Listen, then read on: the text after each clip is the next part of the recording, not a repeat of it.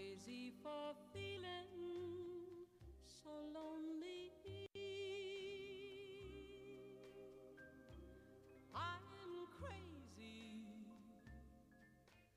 crazy for feeling so blue.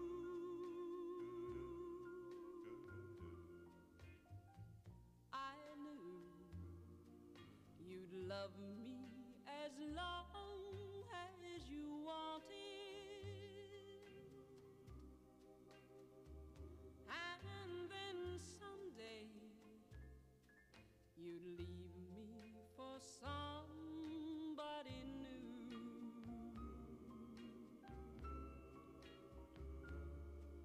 Worry, why do I let myself worry?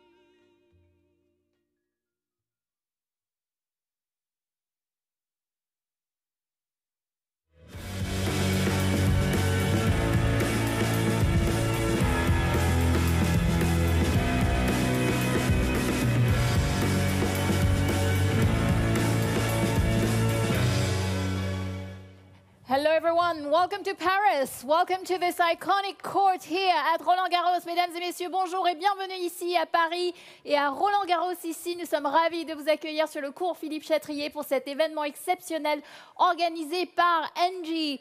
So as you know, ENGIE is a historic partner of Roland-Garros, so it's no surprise that we are here today gathered together. But I must say that many of you probably have been here for sports events, but this is a unique moment. It's a one-time. It's the first time that we are gathered here for an event like this. So it's a great pleasure to be here, to meet you all for this exciting event. So my name is Asha Sampet. I'm a journalist, entrepreneur, and television content producer. So usually I cover a wide range of themes, including climate, energy, D&I, diversity, inclusion, and sustainability, among other topics. So it's a great pleasure to be here with you today. So I will be your host and moderator during this long day together. I hope you're excited. I'm excited about it. We have a lot of great content and discussions ahead of us today. But before that, I would like to leave the floor to the French Tennis Federation representative who will start the day with a safety moment. Mesdames et messieurs, je laisse la place à la Fédération française. Je croyais que vous alliez être deux, mais vous êtes seul. Bon, c'est pas grave, je suis là. Mais écoutez, le moment vous allez nous parler de sécurité. En français. En français.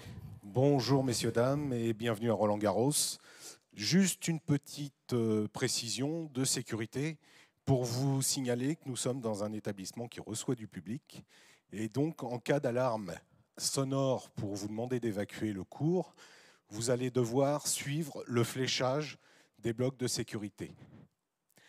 Une fois que vous aurez évacué le cours, si c'est nécessaire, bien sûr, vous attendrez que le service de sécurité vous autorise à revenir dans les locaux. Voilà. Ensuite, on m'a demandé de vous faire passer le message, de garder vos accréditations bien visibles et de vous rendre uniquement dans les locaux qui vous seront réservés. Voilà. Je vous souhaite une excellente journée et à bientôt. Merci. Merci à la Fédération française de tennis. Vous savez, la sécurité, c'est très important. Safety is, of course, key here at Roland-Garros, but it is also very important for ENGIE, as you know. So today we have a brilliant audience. I think over 300 people here in the stadium. So make some noise, guys. Come on. Woo! Right.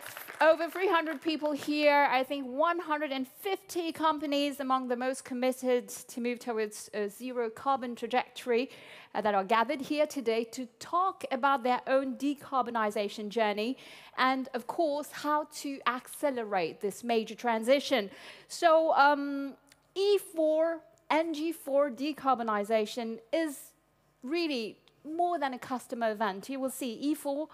The aim behind it is really to create an ecosystem of reference for decarbonization. This is what we are aiming for here today with all of you.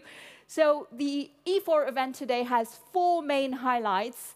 E4 Excellence with 2 panel discussions with brilliant panelists where we will discuss, debate, challenge, and share best practices between industry leaders.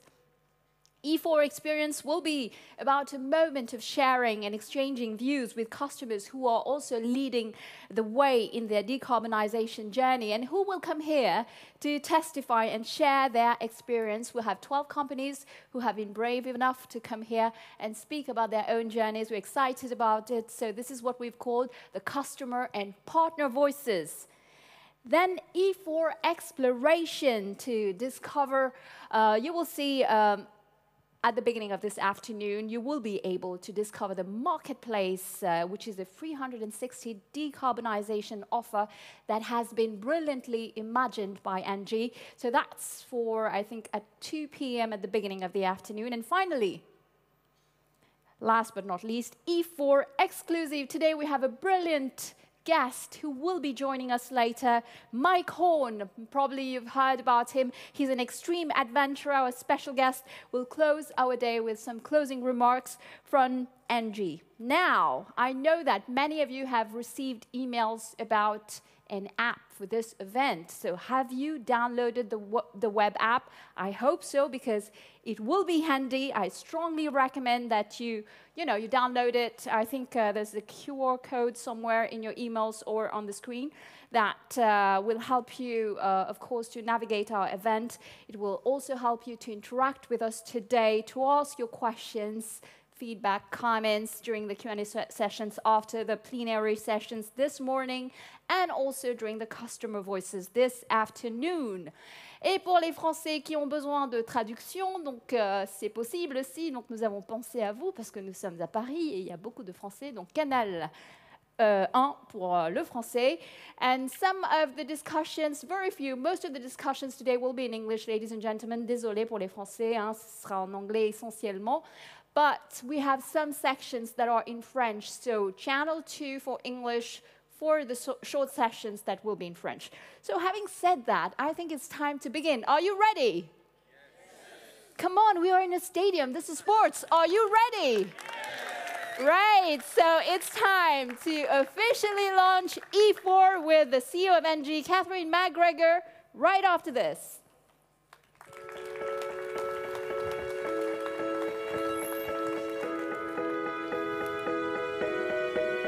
The world listened, but didn't hear.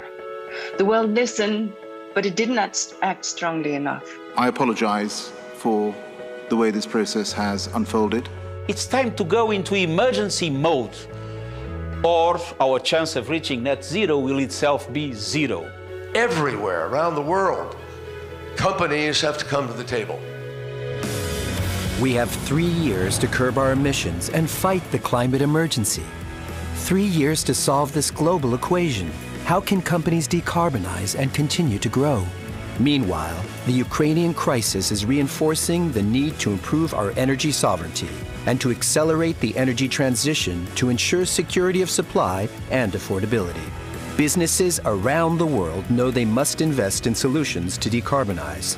In fact, 85% of companies worldwide have committed to lower their carbon emissions, but only 1 out of 4 are on track to do it. You may be wondering how to prepare for your future, how to reduce your energy consumption, how to procure greener energy. Yes, the path to net zero is long and complex, but solutions are emerging, and ENGIE is here to contribute to this global roadmap. If we all play our part, we will see beyond the horizon. We will reduce our impact. We will transform. We will achieve our common goal. So let's act together. Every day counts.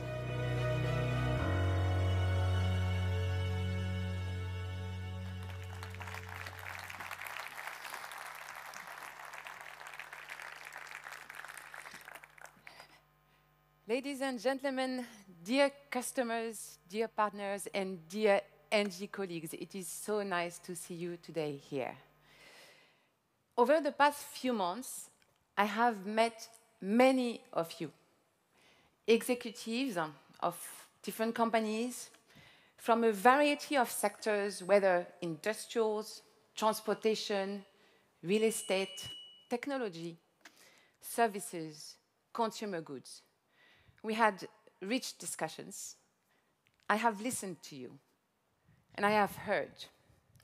For some of you, setting a carbon neutrality target as early as 2030.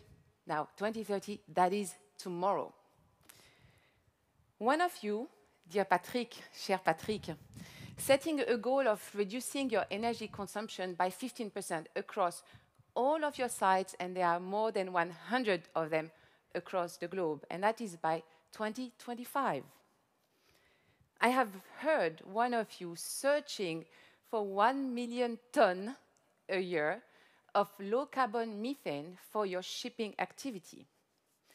I have heard so many of you looking to better use your real estate, your rooftops, your parking areas, your disaffected areas in order to put solar panels, in order to start producing your own renewable electricity and to be more independent. I have discovered very ambitious R&D program to imagine the plane of the future that would eventually be propelled by renewable hydrogen. I have heard your plans to convert all of your fleet to electric vehicle, and that means massive infrastructure investment for the charging boards infrastructure. I have seen also how you are, some of you are thinking of massive investment to close your furnace-based processes into DRI, which is going to require gas and eventually hydrogen. I have also witnessed your worry. One of you, an industrial company, a gas supply interruption would have dramatic consequences for your plant because it relies on a continuous process that cannot be interrupted. One of you in the automotive sector is worried about the social impact that the end of thermal engine requires and means for your production.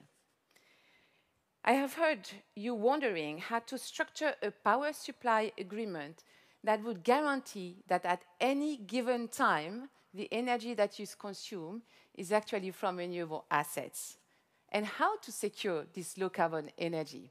That is a challenge.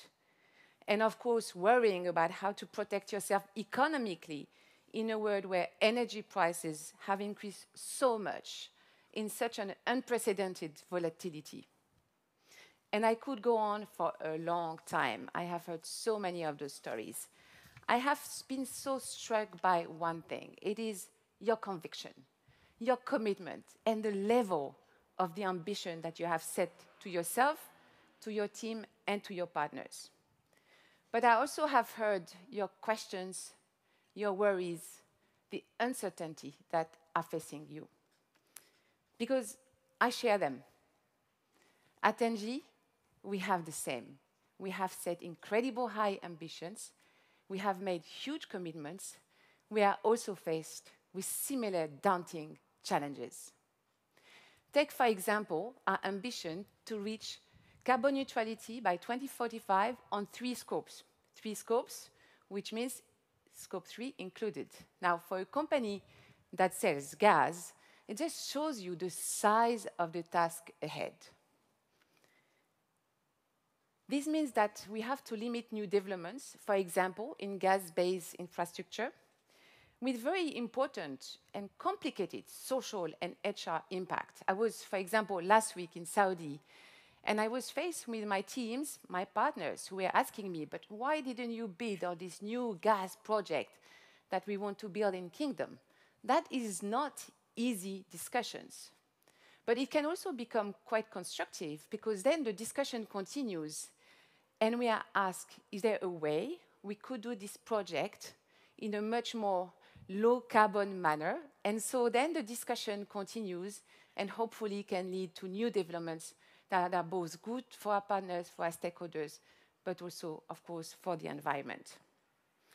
We are exiting our last generations, and while doing so, we obviously have to take into account social and economic impact and find a way to do that in a responsible manner, especially in this world where security of supply is so astute and under scrutiny. We are massively increasing our developments in renewable energy. We are accelerating renewable power and renewable gas. And even for this, we are facing with pushbacks. Social acceptability on certain solutions, for example, here in France, on wind, there is sometimes emotional, but also deeply rooted resistance that we have to overcome in order to do those investments and to do this new project. So we are engaging with our stakeholders. We have rich discussion, for example, with the inhabitants in Île-Dieu, or even with the fishermen in Le Tréport to try and convince them and listen to them to help progress our offshore wind projects, which are 10 years and still counting. We have even launched a label, which is called TED, a label with our partner Bureau Veritas, to capture what really has become the ENGIE method to developing these new renewable projects, looking at criteria along 3 main dimensions: climate, nature, and local stakeholders. So we really are committing to this rigorous, systematic approach to make sure that every new project is developed in an exemplary way. It is so important. We are also engaging, like you today, with our own suppliers, whether large or small, to ask them to commit themselves and, of course, to help them through this transformation, which is not easy.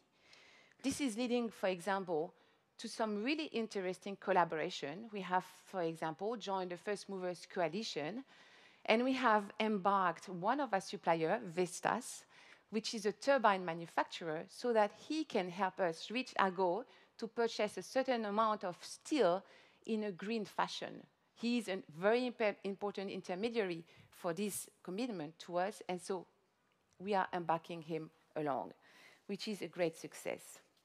And of course, one of our massive challenges is to find this very difficult balance, the narrow path to accelerate the energy transition and at the same time to keep it affordable and available to all, which is an absolute massive challenge in itself.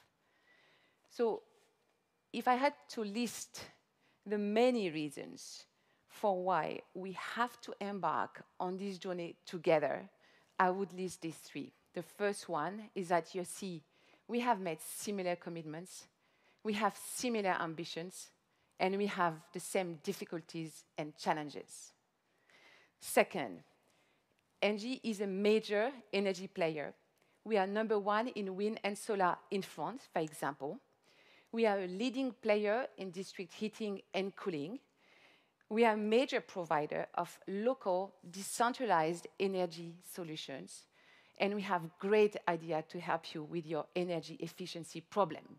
We have a unique expertise, which means that we can help you to move from intention to implementation, to find the right combination, often custom-made, often tailored to your needs, to accelerate, and to maintain, of course, affordability and robustness in your operation. And third, you have heard it in the film, time is of the essence. The climate crisis is here, the war in Ukraine, the subsequent energy crisis, all these should serve as stark reminder of the urgency for greater energy independence and also resiliency. So because it is urgent, because we need to scale up, we definitely need to invent new ways of working together. Collaboration, co-constructions are not just vain words. I know we've heard that so many times, but we know that this time it is true. There is no other way to be successful in this energy transition than sharing the risks and the benefits. Collaboration and co-constructions. This is really what we had in mind when we planned these events today. So ladies and gentlemen, thank you again for your presence. We hope that you will have a fruitful experience with some fun as well. And thank you for the trust that you are placing in ENGIE. Thank you very much. Thank you, Catherine. Thank you. Stay with me, Catherine. So it's great to hear your vision about ENGIE's strategy and to support companies towards their decarbonization. So it's a really global approach. It's great. So net zero is a common objective. You said it. And the road is unique for everyone. And this is what we're going to talk about, you know, depending on the sectors. So this is what you wanted to highlight today, Catherine, in the upcoming roundtable, our common goal, your own path. So Catherine, join me as we invite 3 company leaders today to share their own decarbonization journey. Ladies and gentlemen, it's a great honor to welcome on stage today Marie-Ange Debon, Patrick Koller, and Anne Rigail, please. Where do you want?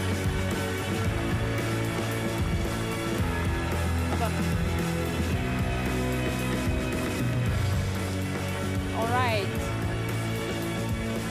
Ah, feels good, huh? Right. I hope you brought your sunscreen before, because we were not planning to have sun, but it's great. So it's great to have you. Welcome to all 3 of you, 4 of you, and thank you, Catherine, for gathering all of us here today to speak about this very critical topic. So of course, these people don't need introduction, but I would just say it anyway. So we have Patrick Koller, who is the CEO of Faurecia, Anne Rigail, the CEO of Air France, and of course, Marie-Ange Debon, the CEO of Keolis. So that we knew. So we are going to talk about energy transition, which obviously is no easy task, but it's an opportunity, as you know, to transform and seize new growth opportunities. So what does this new growth model consist in? This is what we are curious to learn from you, from your own path, your own journeys. Probably I will ask my first question to you, Patrick. So before that, it's great to be surrounded by women. It's nice. It's very special, but very nice. Right, exactly. So that's why I insisted for you to be in the middle, because it feels great. Right, so Patrick, seriously, so how is the shift to net zero an opportunity to design a new growth model for the company you're leading? The first thing is it starts with convictions. And we have started considering the different scenarios, 1.5, 2 degrees, 3 degrees, and it's absolutely threatening. So we have shared inside the company that this is the main challenge for humanity and that we have to deal with it, and without any kind of additional delay. The nice thing is that when you start with scope 1 and scope 2, and considering the inflation we have on energy, what is good for the planet is also good for the company. And I can tell you that with ENGIE, we will be able at the end of 2023 to save 22% of our energy consumption, and we will produce 7% of the remaining energy need. We will together equip 100 with ENGIE sites, and in total 150 sites. We will equip 1 million square meters of solar panels on our plants, and this both combined will allow us to eliminate or close to the energy inflation related to the reference year 2019. So, and after that, you have scope 3. Mm-hmm. Scope 3 is a completely different thing.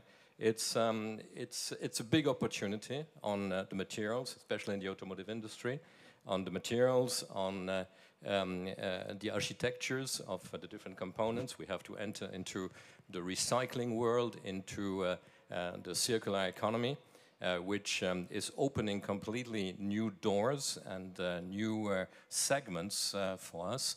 And what I can tell you is that our customers are very interested in these innovations. Mm-hmm.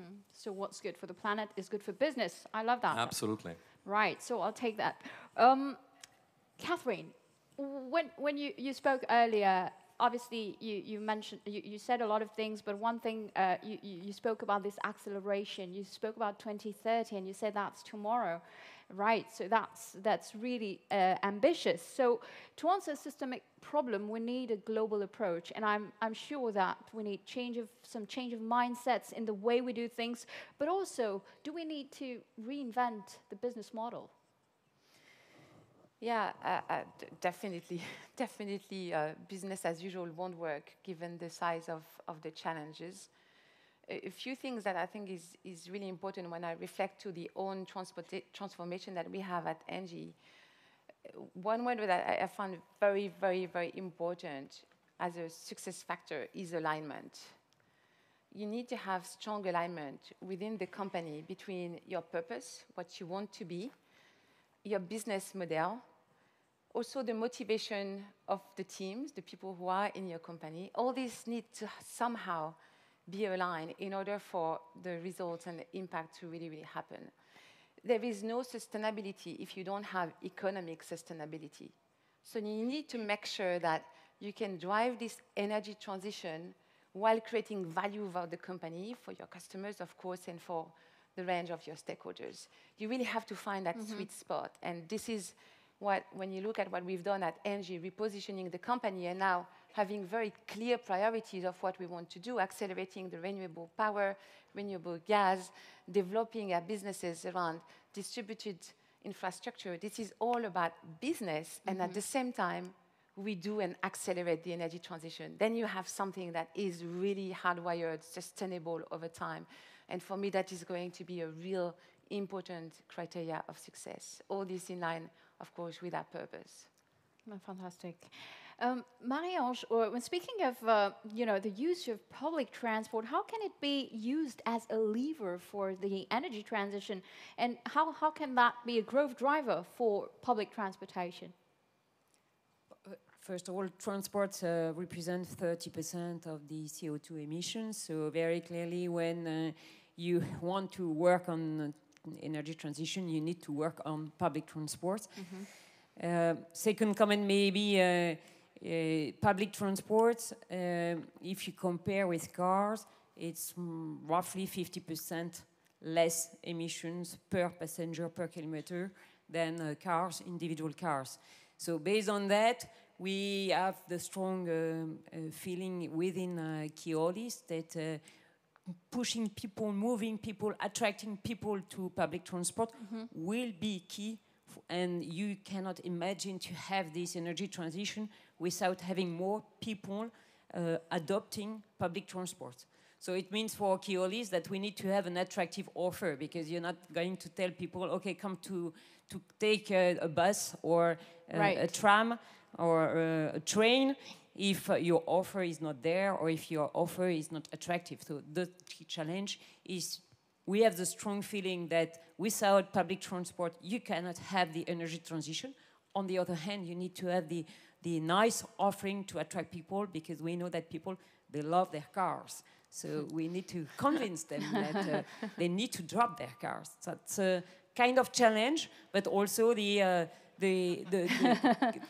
especially after in France the 2018 events, the so-called Gilets jaunes events, people are very concerned on what are we going to tell about cars for people. But the big challenge is to move people from only 1 or 2%, and it's not a major change. We today 80% of journeys are through cars. It's a lot, 80%. So public transports remain a very small part of the mobility in France, in Europe, everywhere. At least sustainable mobility is an easier reality in big cities where you can drop your cars. N'est-ce pas, les amis? Right? Okay, we'll keep that one. Thank you. I would like to remain in the transportation sector and turn to Anne, who is here, because you've got also a very exciting industry that we would like to know what's going on there. Does what Marion was just saying resonate also in what she said? And what do you see in the aviation sector? New opportunities for innovation and partnership. There's a huge playground there. Yes, maybe to begin with, I was very happy to hear Catherine in her introduction say that it was not easy to decarbonize ENGIE. And I don't feel so much alone, because as you know, the magnitude of the effort in the airline industry is tremendous.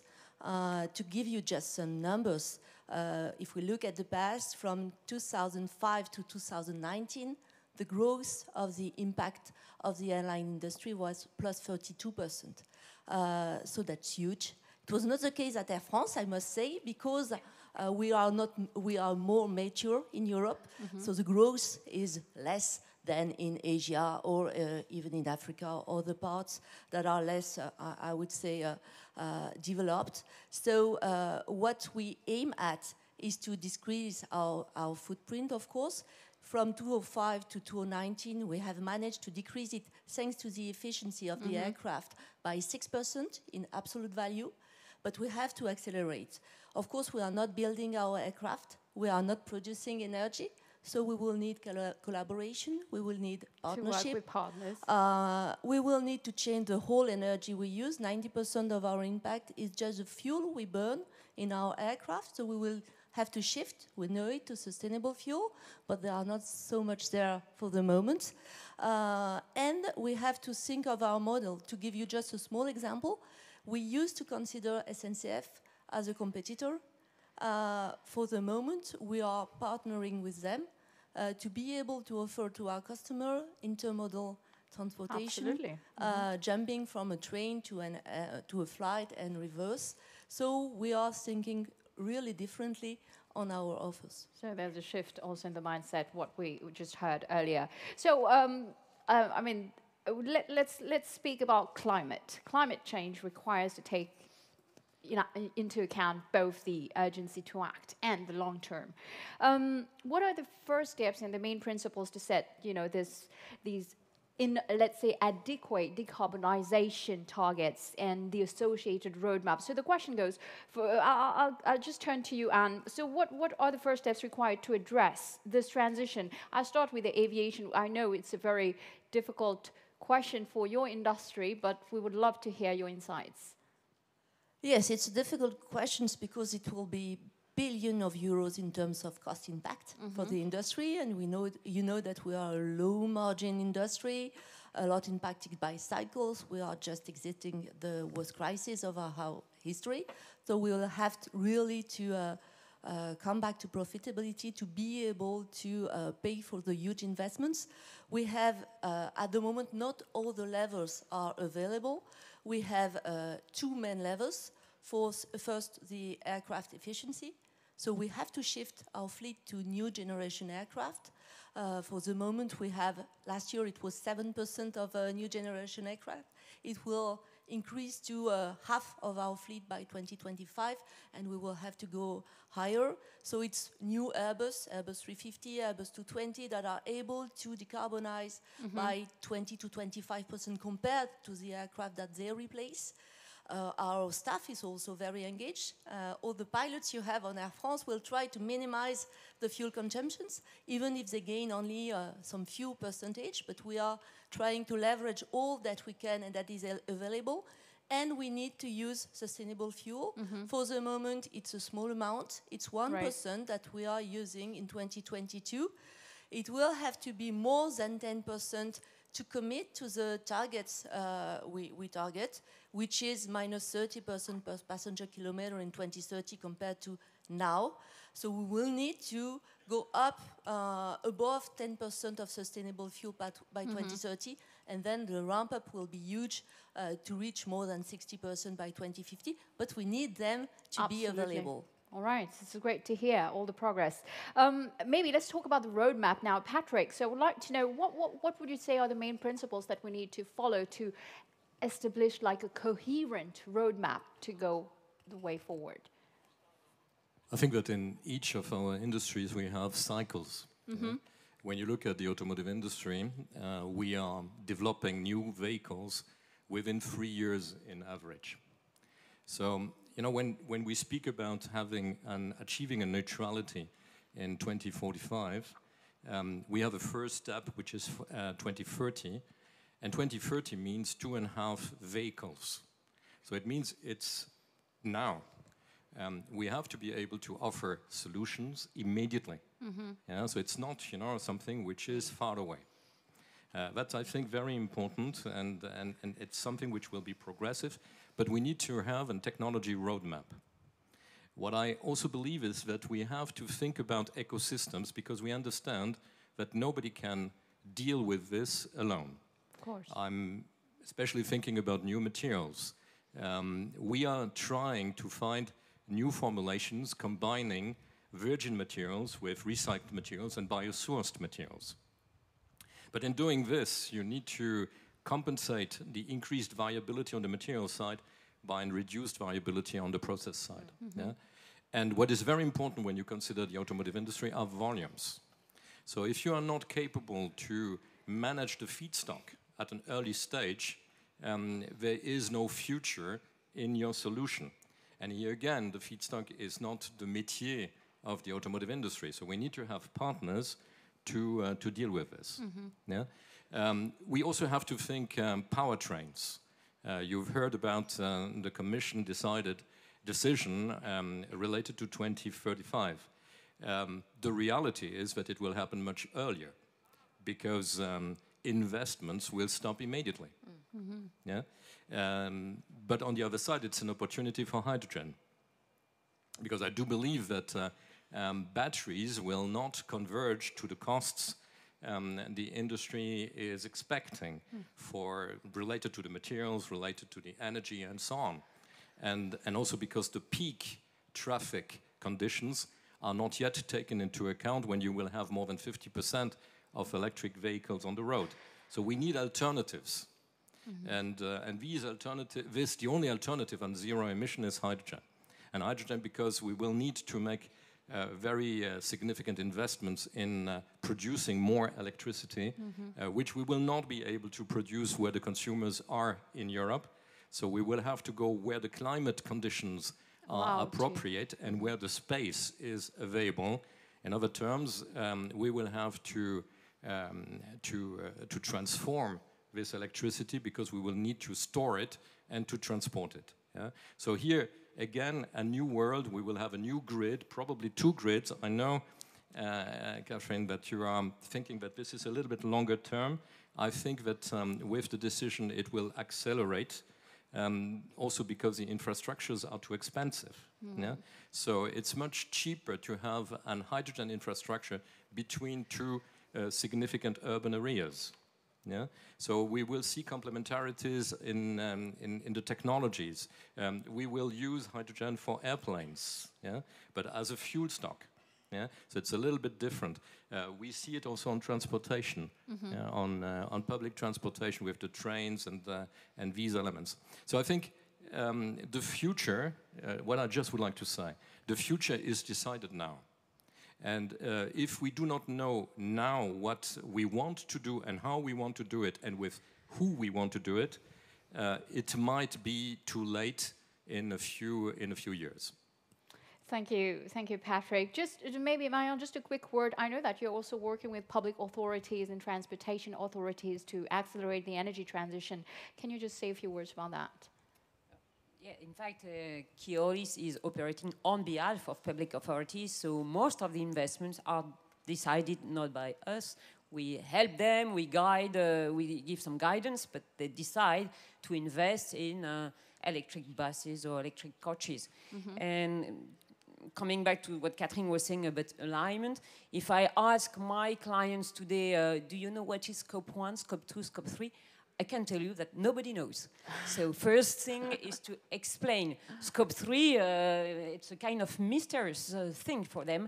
And okay, they understand CO2 emissions. And it's the same within the company. Keolis is the first player in France, but in many European countries, if I ask, or in Australia or in the US, if I ask the question, do you know about that? They don't know. So in the US, that's normal. No, US as well. I can tell you that most of the buses that we have in the US, and even the train that we operate in Boston, are diesel trains. They are not electric trains. So we. So what you're saying, there's a lot we need to educate. Yeah, huge work of education. First element.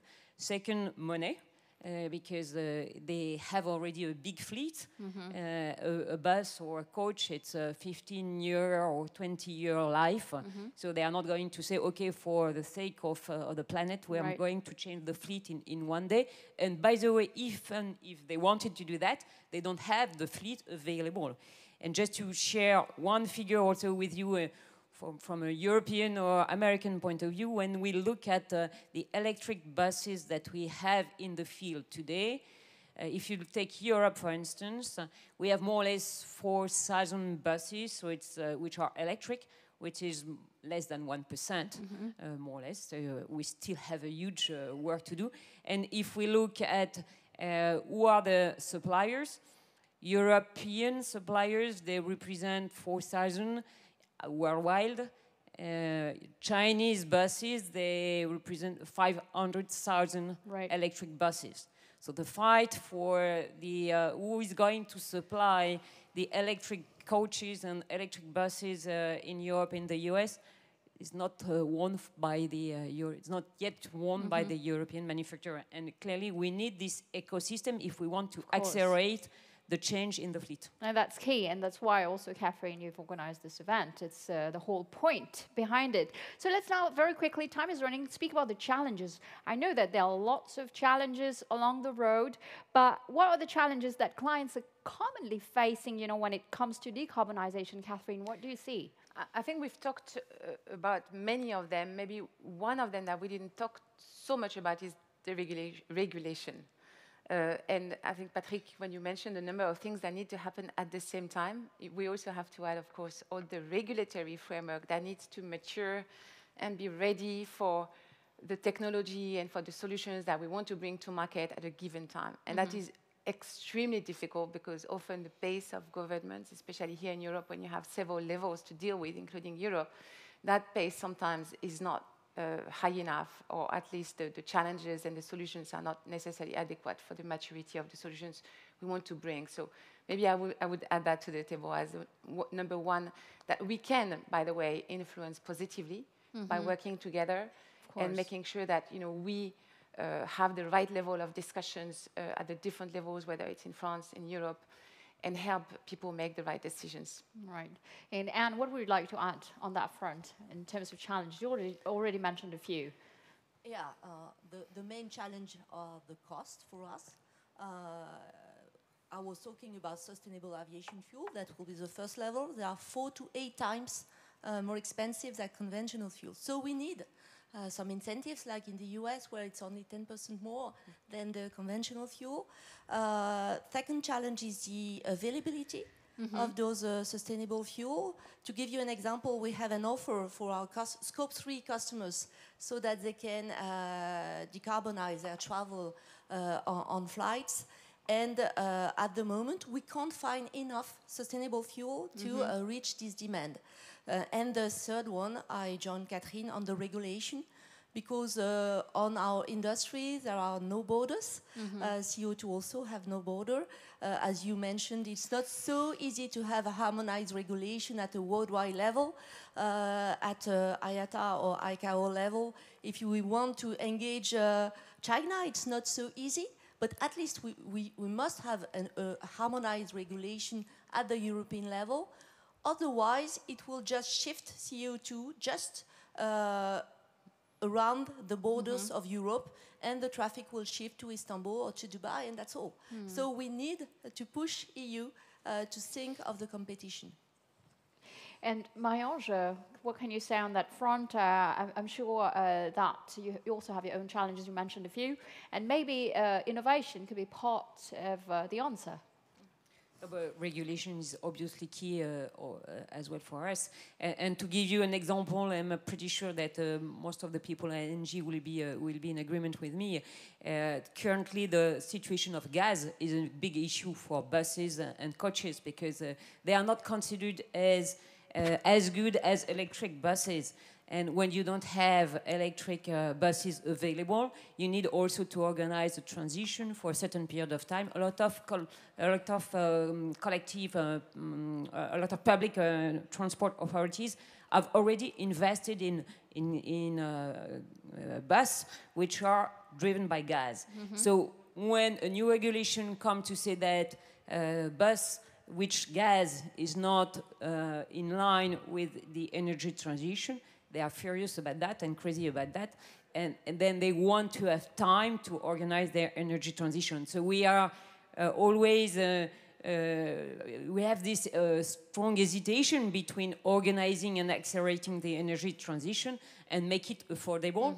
And in order to make it affordable, we need to organize it in a certain period of time, and regulation is key to do that. Patrick, you would like to add a word on that? What do you see as challenges? I think you said it both. Affordability is absolutely critical. This green solutions cannot cost more than what we had before. And I think that this is achievable also through the volumes we will have and through the innovations we have to put in place. That's one thing. The second thing is we need CO2 negative solutions. Without them, we will never be CO2 neutral. Yeah? So this is possible through biosourced materials, recycled, recycled is neutral, sorry, but biosourced materials and capturing CO2 solutions. The third item is related to the supply chain. So we cannot be alone. We need the full supply chain following what we are doing in order to achieve a real impact. And I think it's important. And my last point, we started with CO2, and this is very important to stay attractive, to recruit the talents we need to fuel our growth. But we also have to deal with water, and we will have to deal with biodiversity. And we will not be able, to continue to dissociate in terms of importance these three elements. Right, so maybe in the future, Patrick, you will find grounds to work with Marie-Ange also together. That's the whole point, Catherine. That's why the you... whole point. Collaboration. Collaboration. Which we are doing. Yeah, absolutely, right. So, okay, just before I get back to one more question, so I would like to remind our audience that we'll have like a couple of minutes to take a few questions. So if you have questions for our panelists, feel free. I think there are mics somewhere, right at the back, right? So feel free. Okay, all right. So we have a couple of minutes. So I would like to ask you just maybe one question to all four of you. Would love to hear your insights. If you had now to give a piece of advice to the companies in their own journey, towards net zero, what would that be? Who wants to kickstart there? Work with ENGIE? No, I think that message was clear right from the start when you spoke earlier, Catherine. But if you had seriously one piece of advice, because it can be tough when you start the journey. It can be very tough. You don't know where to start. It's a joke, Catherine, but not really. Because I remember when we started to discuss about the PPAs, which we get vertically integrated. We had IFRS difficulties. We had to think about a solution, not to get it in our debt. Yeah? And I think that the companies which will join now will benefit from the work we've done before, and will benefit from the solutions we have defined and designed. And I think that this is good news. It's good news for the ones joining, but it's also good news for us because it means that what we did has a purpose. Thank you, Patrick. Marie-Ange, what would you like to add? Maybe one comment coming back to regulation is that, as we have all said, that the cost is high. One way really to finance the energy transition is to organize the pricing of the negative externalities. So sorry to use this kind of jargon, but which is similar to Scope 3, so I'm not proud of that, but at the end of the day, I think it's the only way to finance the energy transition is to show and to externalize what is positive in the energy transition, and on the other way, to penalize what is negative. And if we are not able to do that, it's going to take time. And at the end of the day, everybody is convinced. So we are moving to the energy transition. The question is, what is the path, and is it fast enough? So if we want to have it faster, we need to organize the pricing of what is negative in terms of emission. Right. And maybe your take? Yeah, I think Marie-Ange has already said it. I think it's important to train our staff to make them aware of the magnitude, what is at stake. We use maybe like a lot of you, Fresque du Climat, the climate fresque, which is really powerful. And you don't have afterwards to work to engage your staff on eco-piloting, on waste recycling, on board, or everything. And the second advice would be transparency on the communication. Even if it's harsh, even if it's long, I think it's very important that we communicate very precisely what is at stake, what is our impact, and what is our trajectory, even if it's difficult, even if, well, some people say just stop flying, but that's not our purpose, but just explain transparently what we're doing. Yes, Patrick. Yeah, I just would like also to add that you have no choice. Yeah? Very soon, the ton of CO2 will become liquid and quoted.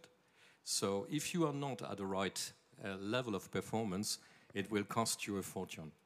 Yeah? So it's now that we have to really take off. All right.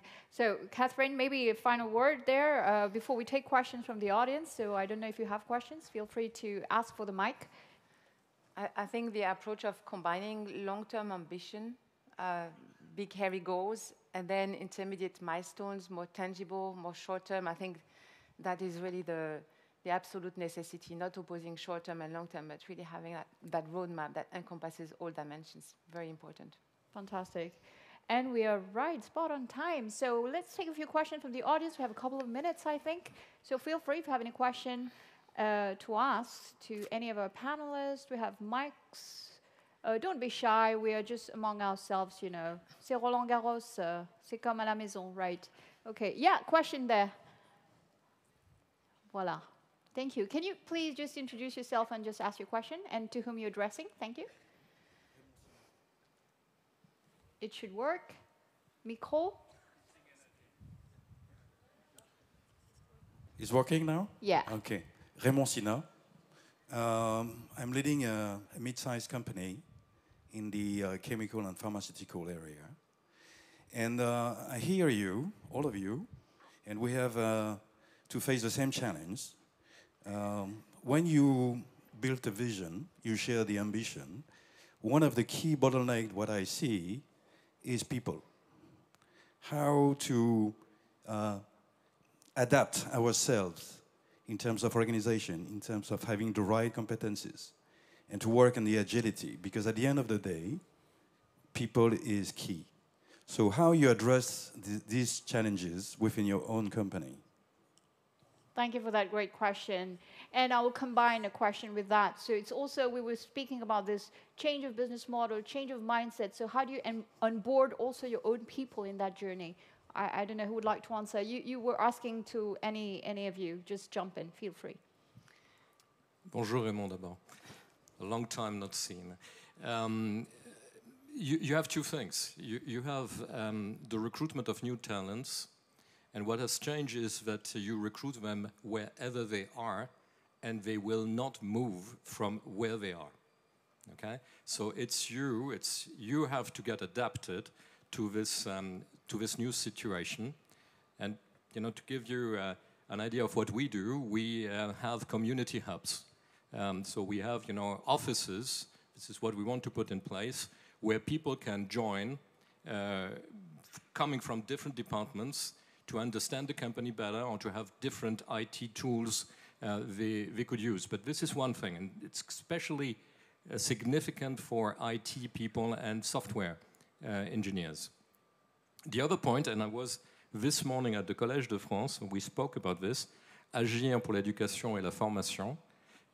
We will have to offer possibilities to really get a new education, a new formation, a new métier for many of the people, and it might take time to put this in place. But I think that we all agree that this is a priority related to the transformations we all have to face. Definitely. Thank you for that question. I don't know if you have other questions or any other. Yes, we have a question here.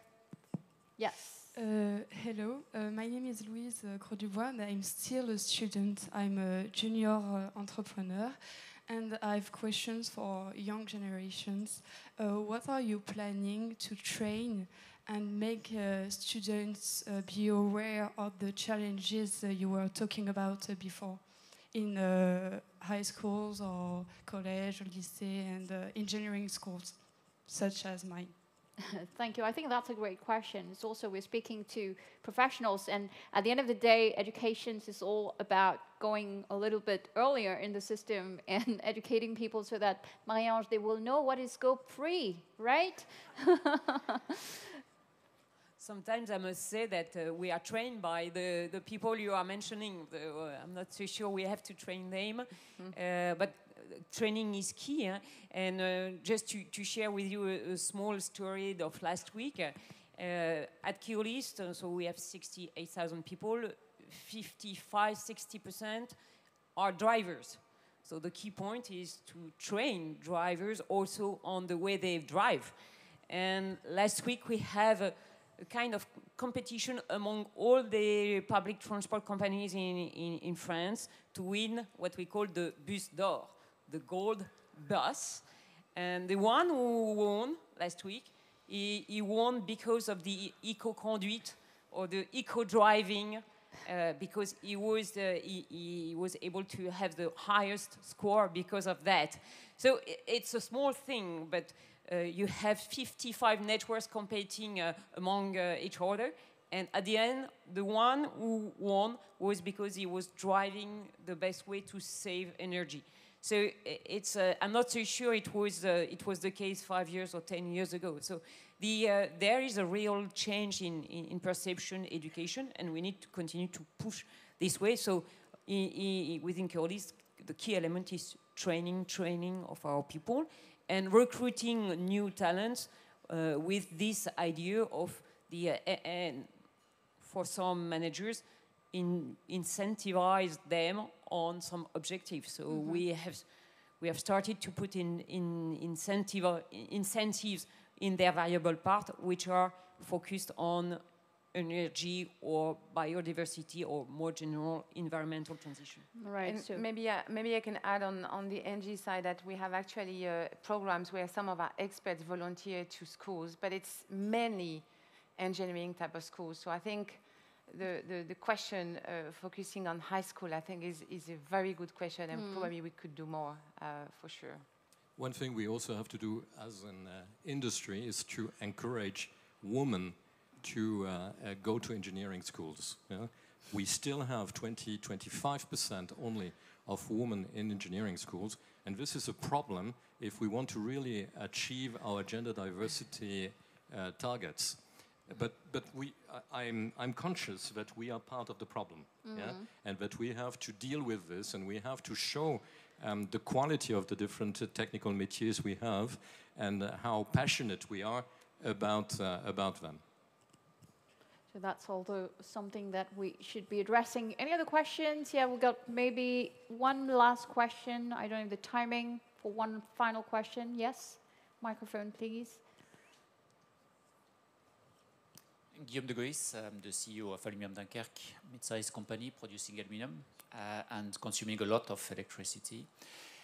My question is about the talent, and more specifically, how do you attract new talent when you are, just like us, an old-fashioned company, and we have some around the table where they are more prone to go to the next-gen companies? I think that's a great question. It's very relevant. We were seeing lots of resignation in the US with the Great Resignation, millions of Americans leaving their jobs and looking for other opportunities. I don't know, that's tricky. I was surprised because we just resumed at Air France the recruitments, the hirings, and we have quite some candidates. So it was a good surprise because we are challenged by young students that say that airlines are too polluting to come to airlines, and we're trying to exchange a lot with them to convince them that it's internally in the industries that you can change it. It's not only in NGOs. But I was really surprised that we are still attractive, and when I talk to people, why do you want to come to airlines when it's so difficult? They tell us that the communication we have, if it's transparent, if it's honest, they want to take the challenge. Fantastic. I think young talent will come to companies that are sincere, that are open and transparent about what they're trying to do, and also about the challenges. I think greenwashing is not going to get us the best talent, for sure. But I also think that techno is attracting the young generations. And you speak about aluminium mills. What is interesting is that we are moving from a scheduled or planned world to an event-driven world where we need techno in our current processes, just to, and budget, for example, I can tell you the validity of a budget today is a couple of weeks. Yeah, and then you have to deal with your results differently. So it means that you can have techno in the way you are managing the company. It's no more limited to the products and the processes. It's limited to the way you behave and you manage it. Thank you. I think that's all the time we have, unfortunately. I know you have other questions. That's who had... just very briefly. Yeah, very briefly, just one last question. Sorry, thank you very much for your time today. One specific topic we haven't touched upon with your strategy of decarbonization is carbon offsetting. I think, Anne, you mentioned very briefly that some people can offset emissions. If we look at the regulated market, given your positions, the sector to offset is requiring quite a lot of finance. What is your stance on carbon offsetting as part of your neutrality? Where do you stand on that? Thank you, and that will be the final question, very briefly. I know it's a tough one, but who wants to... I would say we began some years ago in 2020 by compensating with forest tree planting all the domestic trips. Now it's impossible to tell customers that we are offsetting because it's bad. It's bad. You have to decrease, not offset. So we're doing it. We are putting a lot of money in it, but we don't talk about it, but because it's impossible. What I was talking about is to decrease, because when you use sustainable fuel, you don't offset. You decrease your impact. But I do agree that we won't be able to decrease 100%. So offsetting or direct air carbon capture will be key. But at the moment, to speak about it is just impossible. Thank you. Thank you very much. Thank you to all of you. Thank you for your question, participation, ladies and gentlemen. Marie-Ange Debon, Patrick Koller, Anne Rigail, and Catherine MacGregor. Thank you very much. Fantastic. Thank you. Right.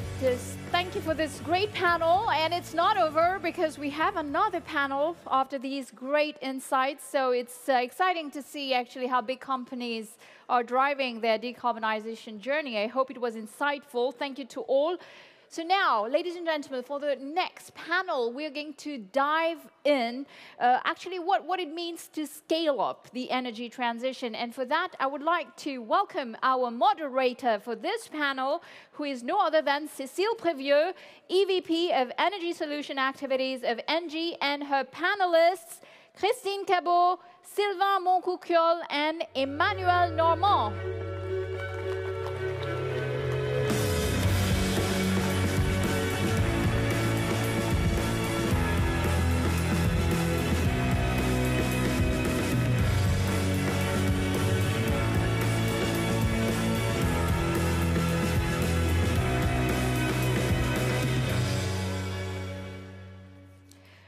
Well, I think this time, Cécile, if you agree, I will take a short break. I will stay with you guys, but I'm here. I will take questions in the end. So, Cécile, I leave you the floor for this discussion. So, good morning, everyone. It's a pleasure for me to be on stage with three great speakers today.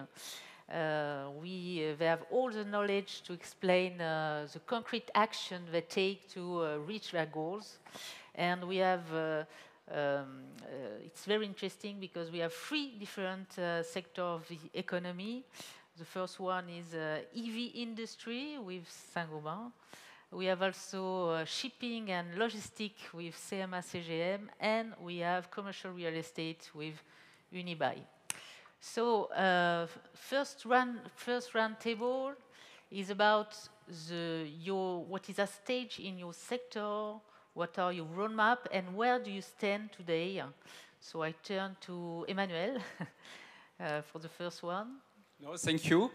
So Emmanuel Normant, I'm the Vice President for Sustainable Development at Saint-Gobain. At Saint-Gobain, we are serving mostly the building and construction market. And we can relate 40% of the greenhouse gas emissions to building and construction. So obviously, building and construction is a major part of a major sector when we are talking about decarbonization. Good news is that there's already lots of solutions to be able to decarbonize building and construction with existing solutions. And if I take the existing solutions at Saint-Gobain, what we sell in 1 year allows to avoid emissions or to reduce emissions at our customers of 1.3 billion tons of CO2, which is during their lifetime, which is the equivalent of the yearly emissions of a country as Japan. But said that, we are energy intensive and we produce glass. And up to now, I've not understood if we can produce glass without energy. So we have to work on our own footprint to contribute also to the decarbonization of building and construction. We decided in 2019 to commit ourselves to carbon neutrality, covering all 3 scopes. We developed a roadmap that we published 18 months ago with an intermediary milestone of reducing in 2030 by 33% of our scope 1 and 2 emissions compared to 2017, and this in absolute terms. So being able to absorb the potential growth that we will have up to 2030, and a reduction of 16% of our scope 3. And good news, we are on track. 2021, we have reduced by 23% our scope 1 and 2 emissions compared to 2017. And Emmanuel, I think you have a factory in the north of France where you're manufacturing glass that... I will talk about it, I think, a bit okay, later. sorry about that. Spoiler, sorry. It's a teasing, thanks. Okay. So thank you, Emmanuel. I think you're good on track. And for you, Christine, what is the challenges of your sector and where do you stand the now? Challenge, good morning, everybody. I'm Christine Cabau-Woehrel. I'm in charge of assets and operations at CMA CGM Group. The challenge for shipping on decarbonization is huge. World commerce burns maritime world commerce burns 350 million tons of conventional fuel per year. This is huge. At CMA CGM, we operate 600 vessels of different sizes. So the road to decarbonization is not going to be a walk in the park. Yet, we are extremely excited at the idea that we can do something, we can change something, and we want to do that along several principles. Number one, adaptability, because today I know the beginning of the roadmap towards net zero decarbonization, which is the CMA CGM commitment for 2050. But I don't know what will be the end, because today the ideal fuel, which is absolutely net zero carbon free, does not exist. So it's again about adaptability. It's also about what I call serendipity, because it's having an approach whereby you take and you implement what R&D and innovation makes available at the time when you take action. We're not going to wait for the best fuel ever. We are going to start the decarbonization with the fuel we have today, which is, already provides carbon reduction compared with the fuel we had yesterday. This is the reason why at CMA CGM we have already started to build and operate ships which are propelled with LNG. LNG is not the end of the story, obviously not. It's the beginning of the story. But our ships who burn today fossil LNG are also capable immediately to burn biomethane and are also capable to burn e-methane. And this is why we have decided that we go along this road and we start with what is available today. We also think that we need to have a very pragmatic approach towards scalability. Scalability, our capacity to produce the e-fuels, the alternative fuel, which will be capable of providing the necessary scalability to all the industries, will be the key issue. We need to have a pragmatic approach about that. because this is the big story. And finally, we want to work on ecosystems. This has been already said at the previous, by the previous panelists, but this is absolutely also true.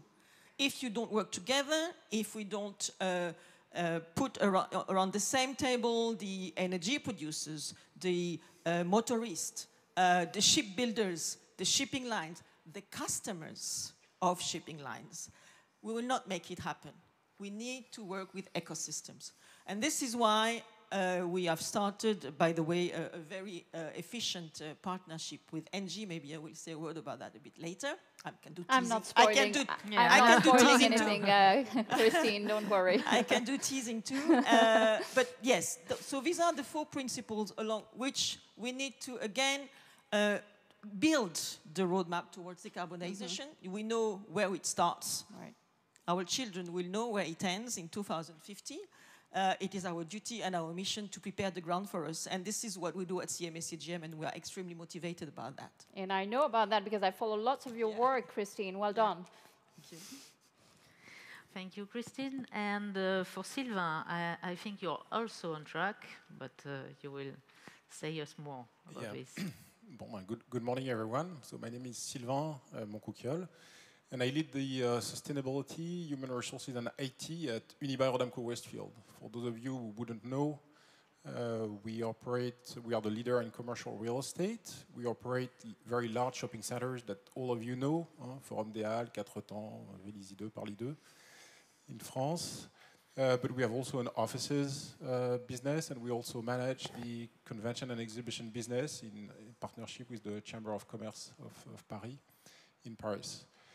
We operate in continental Europe, UK, and US, and we have about 3,000 employees worldwide, just to frame the picture. And of course, real estate is at the heart of the environmental transition. As you mentioned, this is generating or responsible for 40% of global carbon emissions. And we believe that indeed we have a role to play in that respect. So to answer your question in terms of trajectory, we took a very early and unique commitment in 2016, releasing our Better Places 2030 strategy, comparing to our 2015 baseline. And our unique commitment is to reduce by 50% our global carbon emissions across the whole value chain between 2015 and 2030, in absolute terms, just like you mentioned. And and this commitment is unique and was unique at the time, still is, to my knowledge, in our industry, because we were the first to take into account Scope 1 and Scope 2, but also Scope 3 in our target. And Scope 3 in our business takes into account all the transportation of our visitors to our centers, which amount for roughly 77% of our carbon footprint. So it's a huge commitment that we took. In order to achieve that commitment, it's broken down into a series of targets. So 80% on our own Scope 1 and 2, 2015 to 2030. And then we have targets in terms of intensity on operations, 80%, so the electricity that we provide to our tenants and to the common parts. 35% on construction and 40% on transport.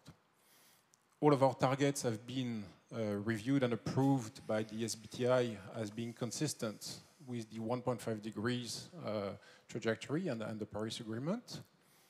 And so, where are we today? Where do we stand? Alors, in 2021, we were standing at minus 47%. So, I mean, we are very close to achieving our target. But of course, this number was distorted by the closure of many of our assets due to COVID in 2021. But if you recalibrate, if you adjust for those closures, that we still achieve the minus 27%, which gives us confidence that we are well on track to achieve our target and that we could potentially even do more and go beyond. Voilà.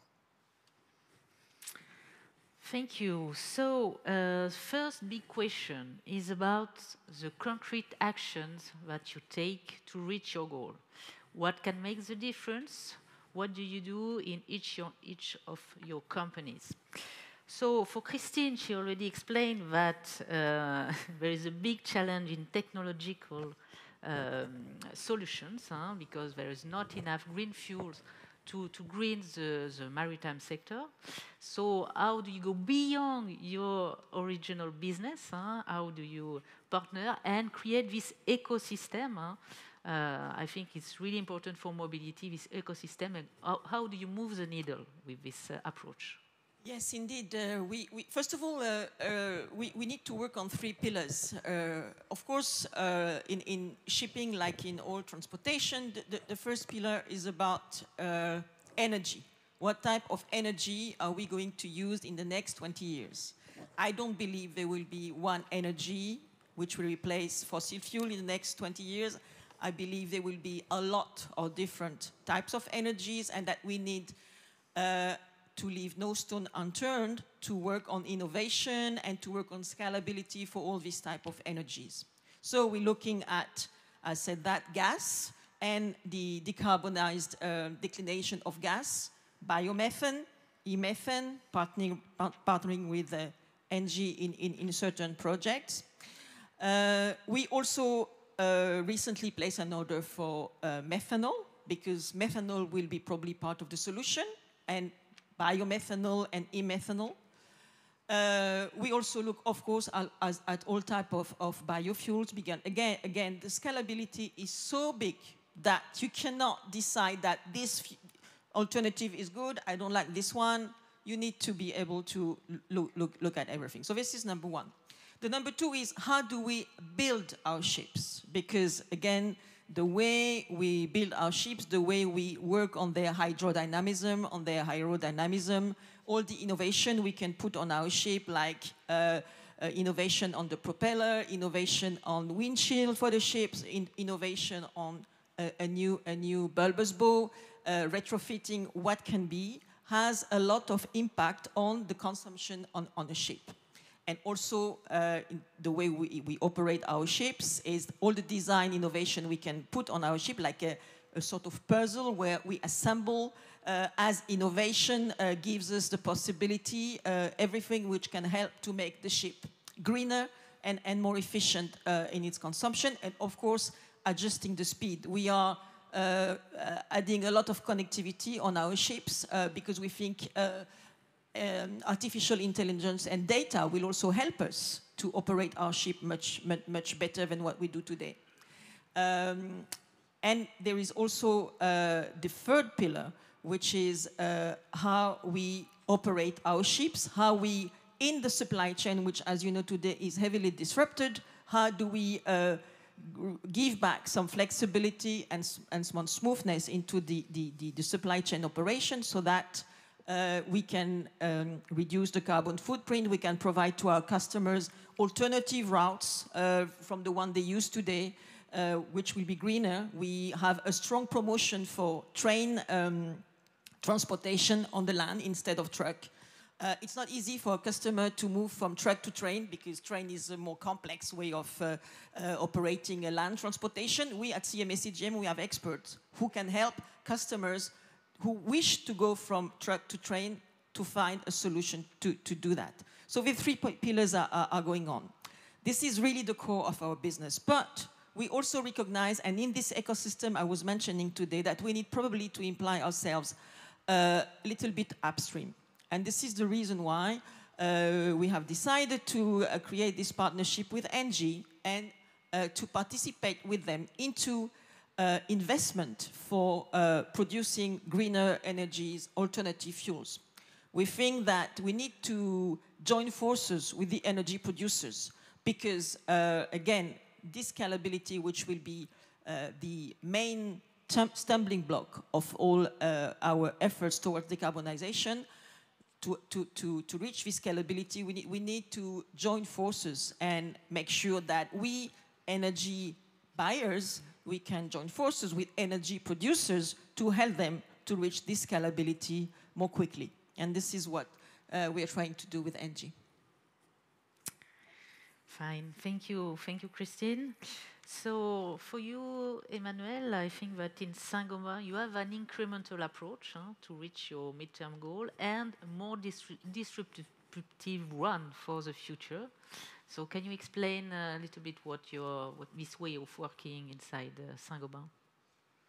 Yes, we are approaching, I mentioned it, we have a global roadmap with a 2030 milestone. And 2030 has been designed taking into account all what we can achieve with the current levels which are in our hands.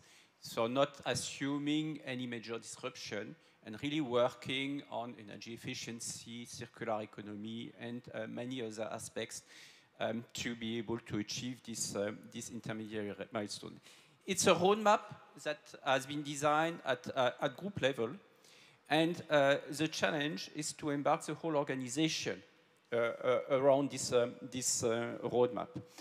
And it's why, Saint-Gobain is present in 75 countries. We have more than 1,000 plants. So we have asked each and every business unit to work on its own roadmap, to work on its own roadmap towards 2030, because the levels in their hand are more incremental. And to identify what is the picture today, what are the main levels on which they can act, and what they can achieve, knowing what are the targets of the group, knowing what is the requirements of their customers, and understanding how they can make progresses. And we have done that last year, in 2021, for the first time. It was appropriation. It was new, so it was very imperfect. People had to train themselves, and we provided training tools for them. We did a consolidation. It was more or less matching with the group roadmap, probably by luck. And we are redoing this exercise this year. Benchmarking what has been done across the different business units, challenging what has been done, gaining in maturity. And we are in the middle of this exercise currently.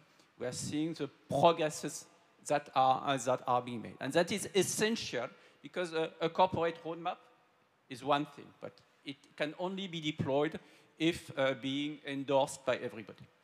And beyond that, we are preparing the disruption. What will be our industrial process beyond 2030? And you mentioned it.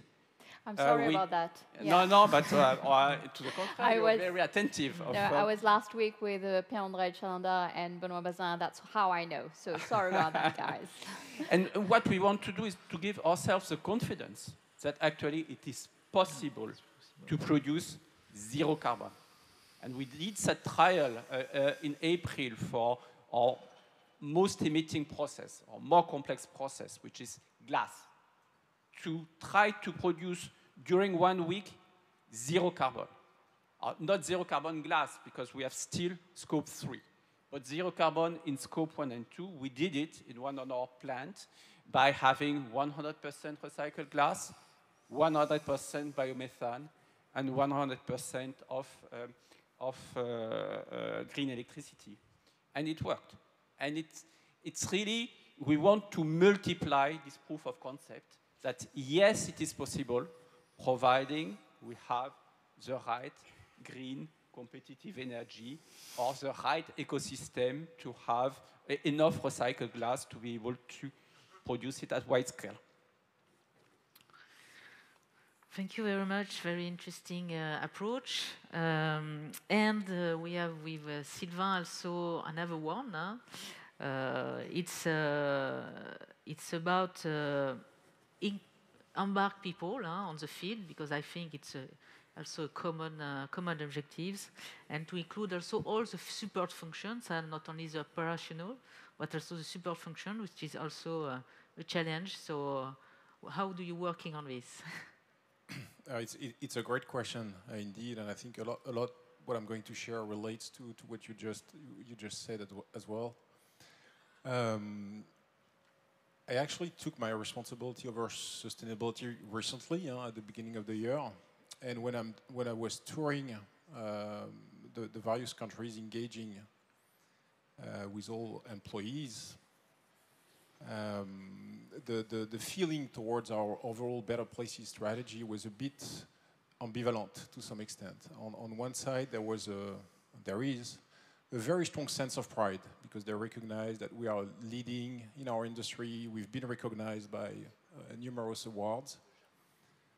But at the same time, they simply don't relate. I mean, they don't necessarily understand the targets that we have. If they are aware about the targets, it's not real, it's not concrete in their day-to-day jobs, and they don't know how they can act. Mm-hmm. And for those who can, the ones that are working in the facility management, it's even worse because they see this as a bureaucratic reporting exercise on where do they stand in their energy consumption and electrical consumption. So this is something that we have to change. And the mandate that I have is really to make sure that we engage all of our teams across functions, across geographies, across business units in that transformation.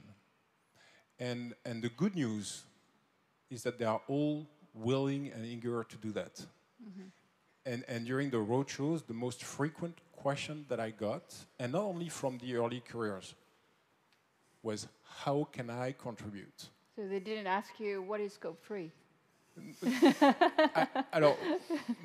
I would say most of them know because, as was mentioned in the previous round table, especially those early careers, they are challenging us. Because they're actually currently working on those exactly. questions. And I can share this anecdote, or maybe I should not, I don't know. So we were having this town hall in one of our countries in Spain, and we have the whole teams, all employees gathered in front of the management board, and with cameras, and this is being available in the centers. And there is this young lady who's taking up the mic and says, well, so my question is for Sylvain. I joined the company a month ago, and I'm not sure I made the right decision. And she didn't mean it in a negative or aggressive way, but she just wanted us to be fully aware that they want to do more, they want to contribute more. And so they're putting a lot of pressure on us to evolve, I think. Which is good. Which is absolutely good, and we'll need all that energy. And so what we're trying to do is, after it's like in any transformation, we have a small corporate team on sustainability, which is absolutely essential, and they're responsible for the strategy, because if you don't lead from the top, I mean, nothing is going to happen. They're setting the targets. They have the carbon expertise. I mean, you have to centralize that, your methodology. They're responsible for the reporting as well. The 100 pages of URD that we're producing each year. And they're responsible for that change management. But then we believe also that there is a lot of value in the bottom-up planning. So in each team being responsible for designing their own action plan, and then it's up to us to make sure that we bridge between the top-down and the bottom-up. And then, yes, we had that conversation with ENGIE. There are also a number of initiatives that are going to be very capital-intensive, and this is where you need also to embark the function. So I think it's this three triangle between the corporate expert team, the functions and their centers of excellence that are going to drive the major investments, and then releasing the energy from everyone in a bottom-up planning. Sorry, I've been a bit long. Thank you. So major level is that everyone has to contribute, and I think you're pushed for this by your employees, so it's very good. Very good. So second big question is about governance. As already been mentioned by the first roundtable, to have a roadmap, to implement this, you need a governance and an organization. So you have bottom-up approach or top-down approach. It depends on your challenge. It depends on your company. So the first, perhaps Christine, you can explain what is your methodology to reach your goal? Is it a top-down or bottom-up approach for you? Well, in CMA CGM,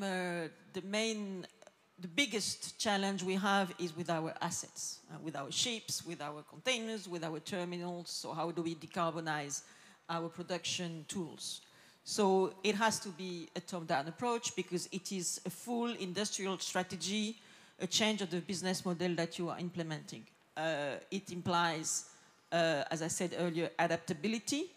It implies that you have to take decisions today because when you buy a ship, the ship will last 25 years, 30 years. So the ship you're buying today will still be there in 2047.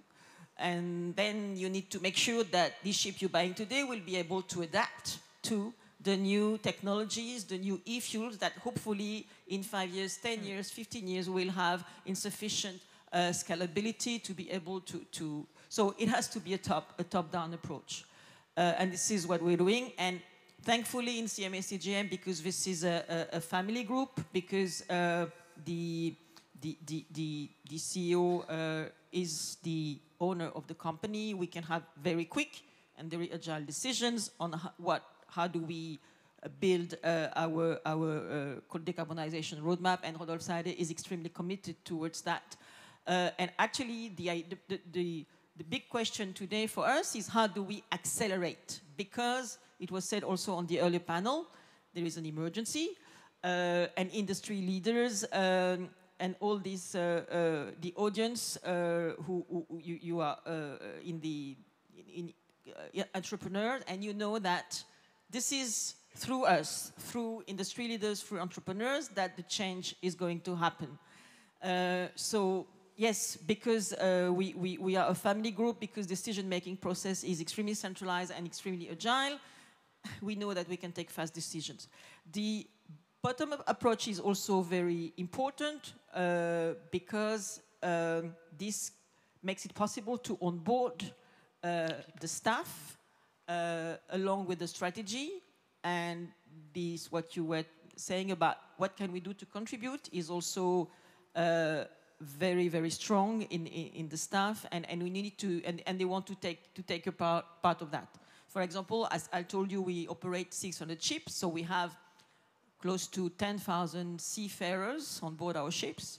These seafarers are telling us, but I'm the one who knows about sustainability because I'm on the seas most of my life. So ask me what we should do because I probably have very good ideas. And it's true that they have extremely good ideas, and they are the first in line to be confronted with the problem on the oceans and the pollution and what we need to fight against. So give the voice to the staff, give the voice to everybody, to listen to what they have to say is also very important. But as far as CapEx are concerned, of course, the top-down approach is what is the most efficient. But again, this, as I repeat, this can only be done within a full knowledge and a full participation of the ecosystem.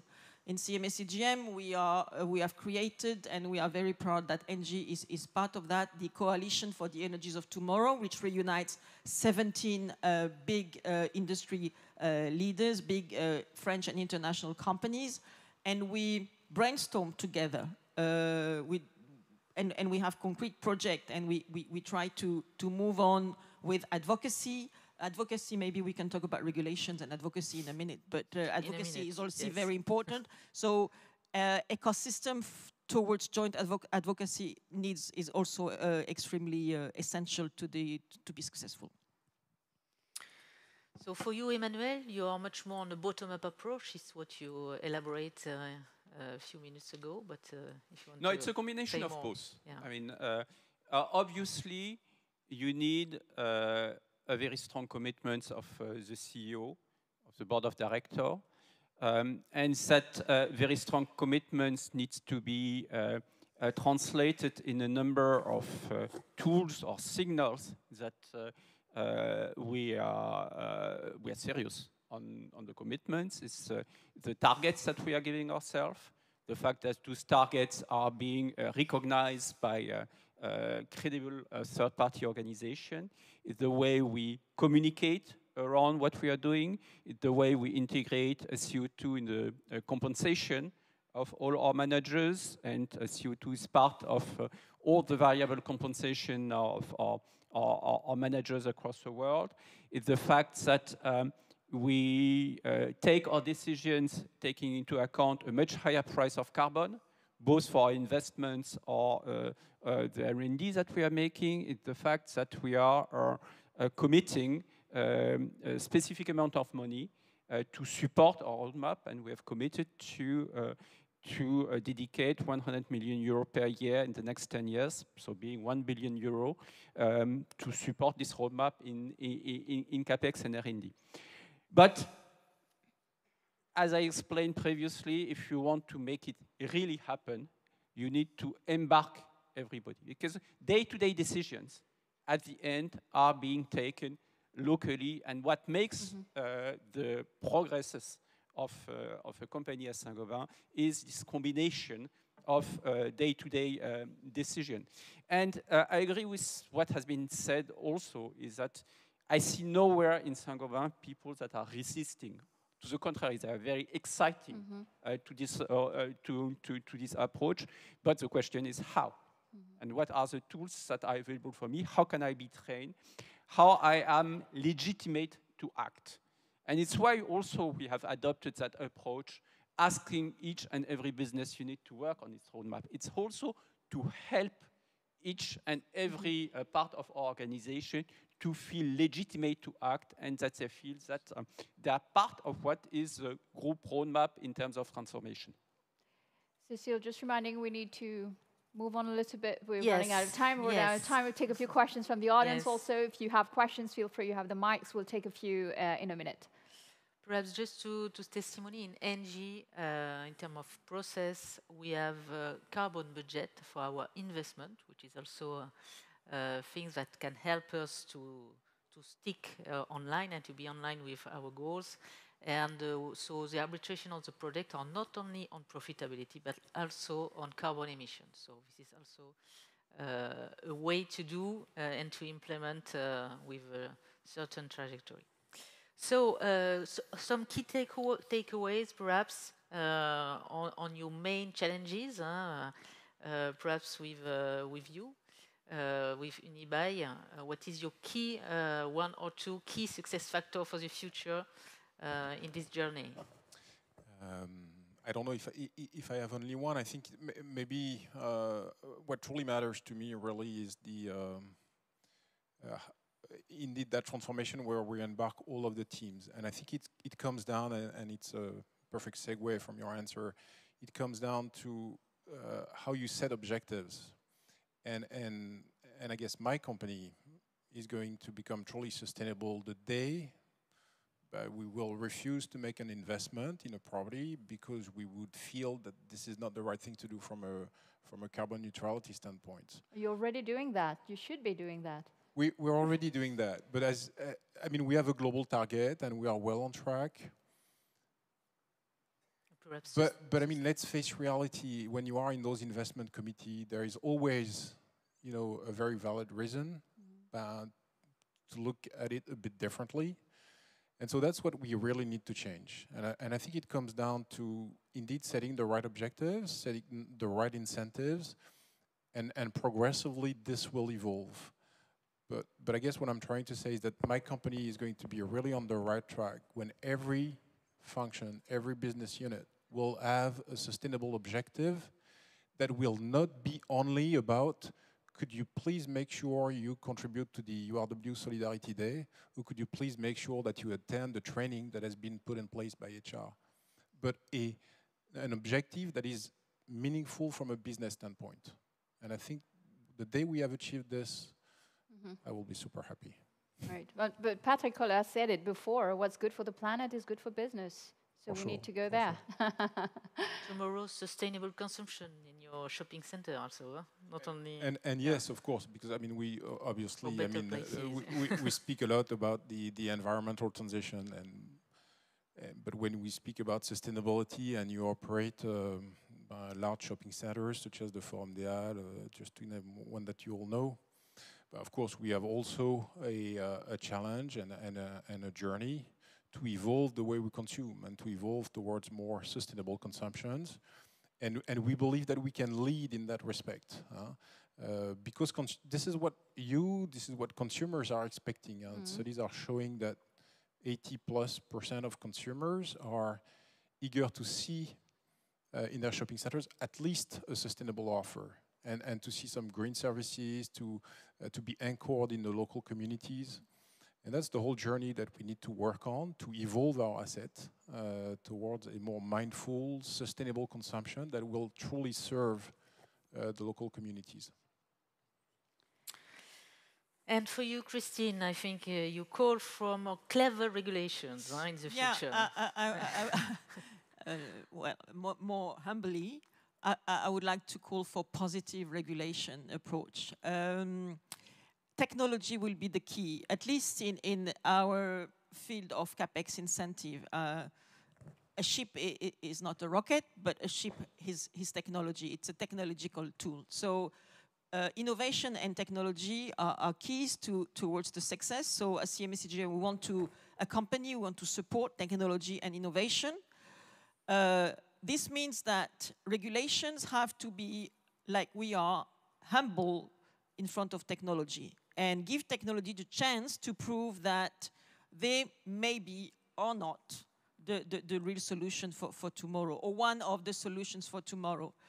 I would plead for a regulation approach whereby we open the possibility for a positive approach rather than immediately, because it doesn't check all the requirements, the ideal checklist of what is a sustainable energy, that regulation will decide that this is no good and should not be pursued.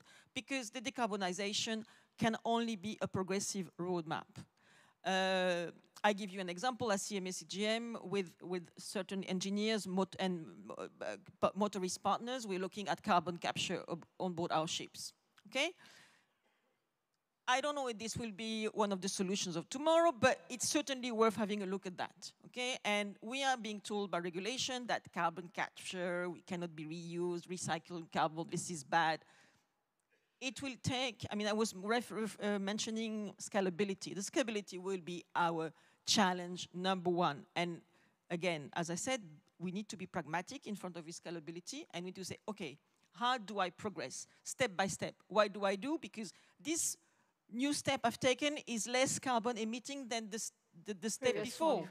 And this progressive approach for me, also in regulations, and a positive approach towards regulation for me is very important. Thank you, Christine. And Emmanuel, the last things you want to... And then we take a few questions. Discuss, No, I think, I mean, we are doing our homework, and we will continue to do our homework, but as Saint-Gobain, we will remain an energy-intensive company. So at the end, we have also a challenge, which is to have clean, competitive energy at wide scale, and we need you. We are here to help you, so on the same journey. So thank you very much for our speakers, and hopefully we have a few questions. We have less than 5 minutes left, which means that it's just time for 2 or 3 maximum questions if you have from the room, or we finish earlier, right? Yeah, we have. I can see. Yeah. I see a hand raised. I don't know if you might be able to pass the mic or not.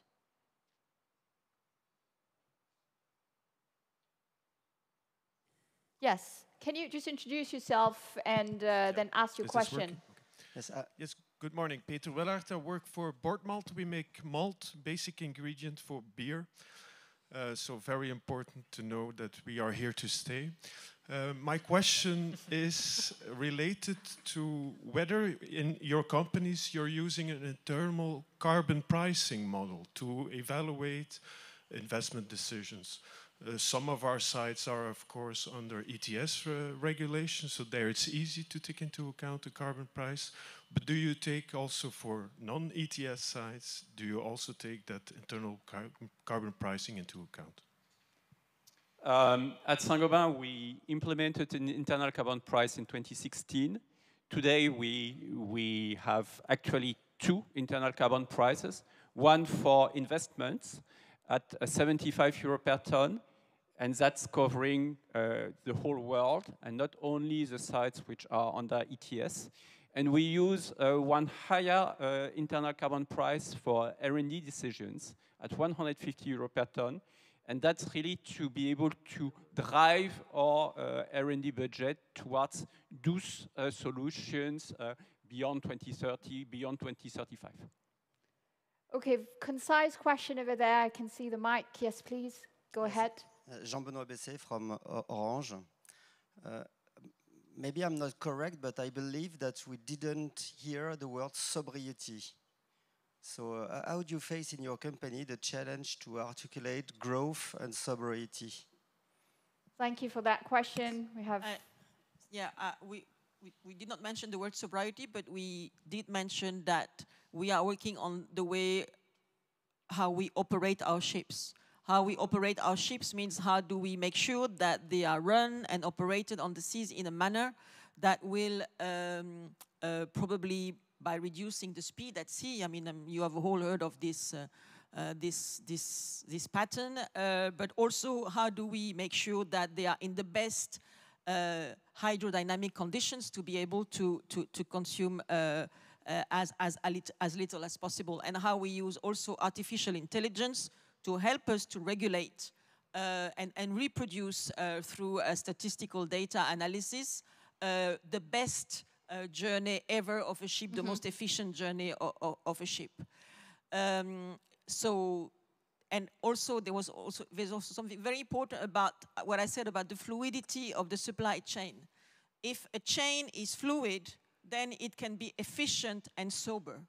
But if the chain is not fluid, and today people who import or export cargoes know that the supply chain is not fluid, and we need to restore this fluidity altogether. And this is, again, a collective exercise and homework, because a fluid supply chain will also help to be more sober. So there are a lot of ways to work on sobriety. We are working a lot on that. We don't call it sobriety, we call it operational efficiency, but it comes down to exactly the same principle, indeed. Thank you, Christine. Sylvain, I'm sure you want to add something, but you have 20 seconds to do that.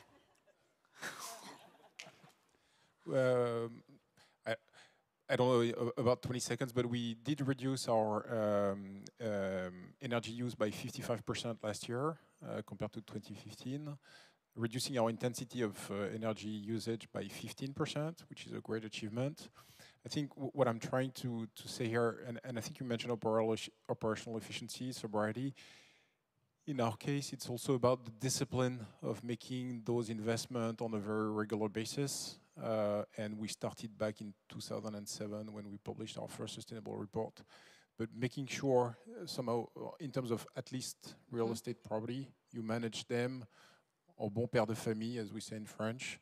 So investing in a very regular way to make sure that you're not facing an investment cliff that you're not able to face.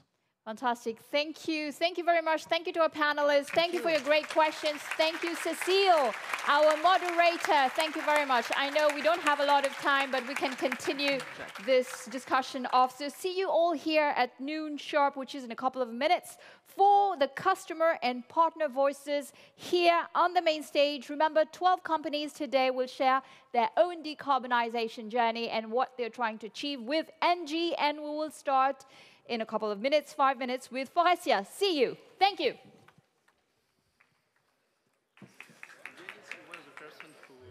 Merci beaucoup.